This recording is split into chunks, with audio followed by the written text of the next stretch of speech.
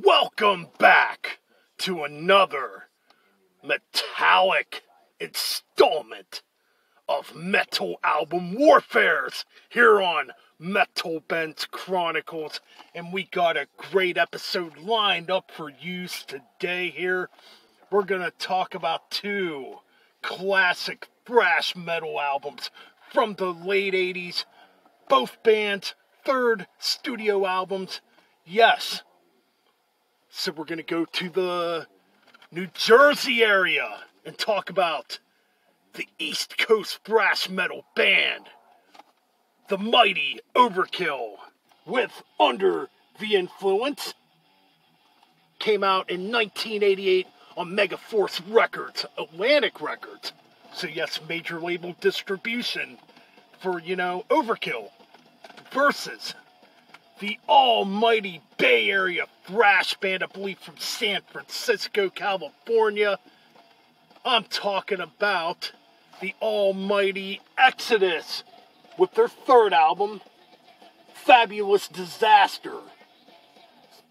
Yes, we're going to get into a track-by-track analysis of each album right now. And yes, this came out on Combat Relativity Records, if I'm correct here. Yes. So yeah, we're going to get right into this review, and we're going to start off with the mighty Overkill. Yes, Bobby Blitz Ellsberg, D.D. Verney, Bobby Gustafson, and Sid Falk's first album with Overkill on drums, replacing original drummer Rat Skates.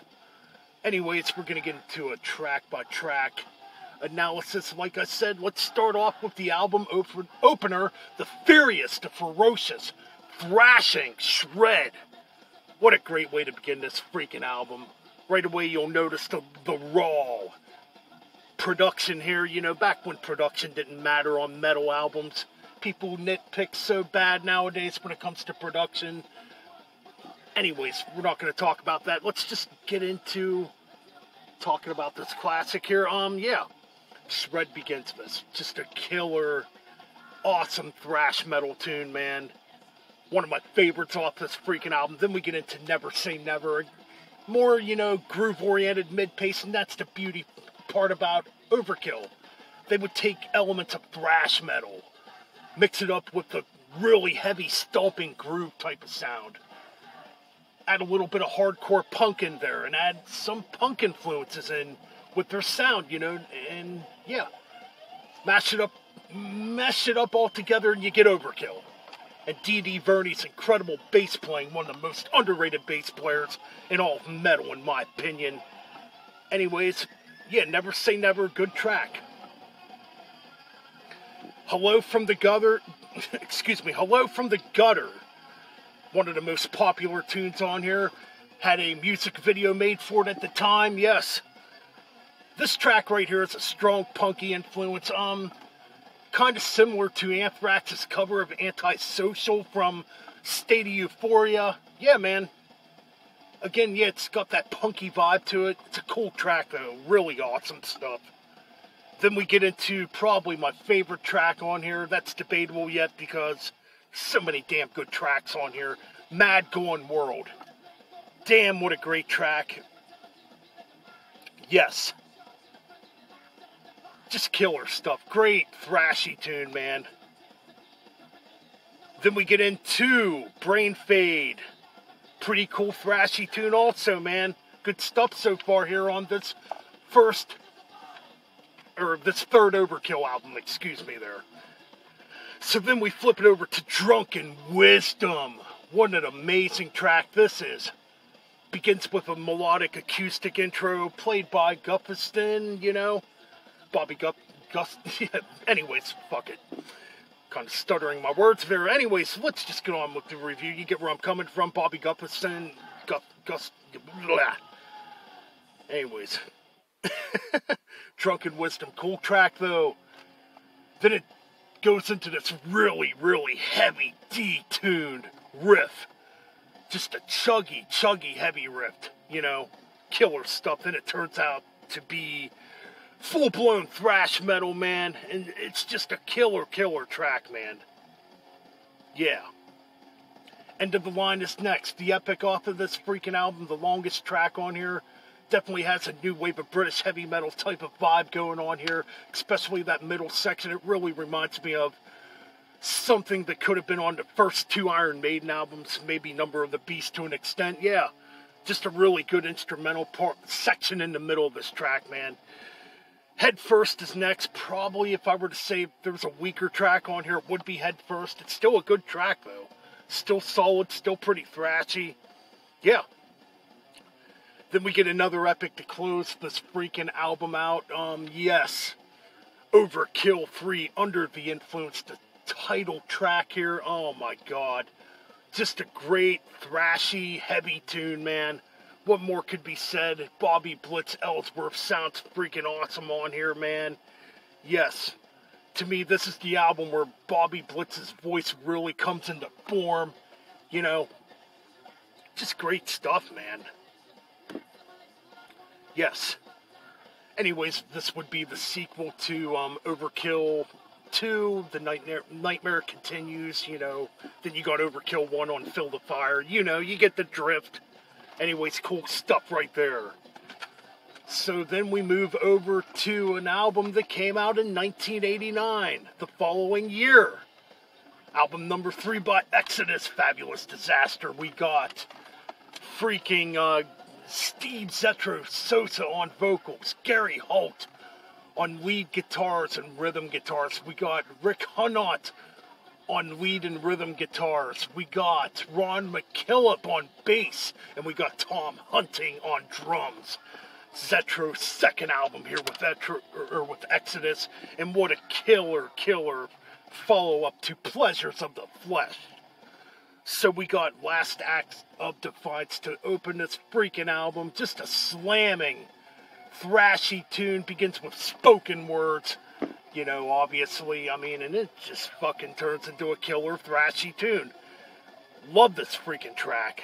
And I love the mix on this freaking album. The guitar tone is so heavy on this album. Fabulous Disaster, the self-titled track, is next. No let up here, man. Just more pure, chaotic thrash mayhem here, man. Killer track. Killer lead guitar work, too, in this freaking track. Damn. Anyways, The Toxic Watch is next. Another tremendous freaking track. The biggest track off this freaking album. You know, amazing seeing these guys play it live too. I've seen Exodus live twice, and they've played The Toxic Watch both times I've seen them. Yes, just a great thrash metal anthem. They made a MTV music video for this track, man. It was played on Headbangers Ball back in the day. Just killer stuff. Yes, Lowrider, a cover from the band War. Really good stuff. I like this cover. Usually not a big fan of covers. You know, back in the day, it was common for thrash metal bands to throw a cover in on their albums. And you get one here. Cage in Hell is next. Little different, man. Begins kind of bluesy, but it gets really heavy and really chunky, too, you know. Yeah, it's a really cool track. I like Cage in Hell, man. So far, every track on here is just rip-roaring, dude. Like Father, Like Son is next. The epic of the freaking album, man. What a heavy freaking song, man. What a thrashy tune, too. Pretty progressive, too. It's got a lot of time signatures going on in this track. I mean, I guess similar to what Metallica did on Injustice for All, you know, and Master of Puppets, I guess. And structure, really good stuff, man. Great solos by freaking Gary Holt and Rick Hunnot here, man. Just killer shit. Then we get into Corruption, man. Corruption. Wow. What a great track. Pure thrash, pure mayhem, you know. It's basically about how the fucking system's corrupt, you know. But yeah, what a great track. Holy cripe, and man, the solos in here really stand out. Some of the best solo work on this freaking album. Yeah, just killer. Verbal Razors is next, another cool track. Again, a pretty thrashy tune, man. Just good stuff, man. Then we end the album, at least the original version ended with this track. I think on the cassette version, I used to have the cassette version, and it ended with this track, Open Season. Fuck, man, what a thrashy tune. Now, the ending part of this track reminds me of Leper Messiah's middle section, you know, by Metallica. You can really hear the influence. I mean, yeah, man, really good stuff. Open Season, another one of my favorites on here. Just thrashy, man. Then we get an AC/DC cover on here, Overdose. Yeah, from the Let There Be Rock album, yes. Now, it's amazing. This track, they definitely heavied it up. They definitely made it chunky, but it sounds killer. I love this cover. And boy, does Zetro sound like fucking Bon Scott here. Just great stuff. Anyways, so now we narrow it down, man. Which album wins here on Metal Albums Warfare? Which one of these fucking thrash metal titans is going to take it today on this episode? And this is a really, really tough one, because both albums, to me, are absolutely tremendous. You know, classic thrash albums. Oh my God, it's just great stuff. But you know what? As much as I love Under the Influence, however, I don't think it's Overkill's best album. It's still fucking good, don't get me wrong. I'm gonna have to go with Fabulous Disaster right here, man, to take this. Just a great thrash album, man. Anyways, that's it for this edition of Metal Album Warfare. So make sure to hit that subscribe button, hit the bell so you're getting the notifications, and keep it metal.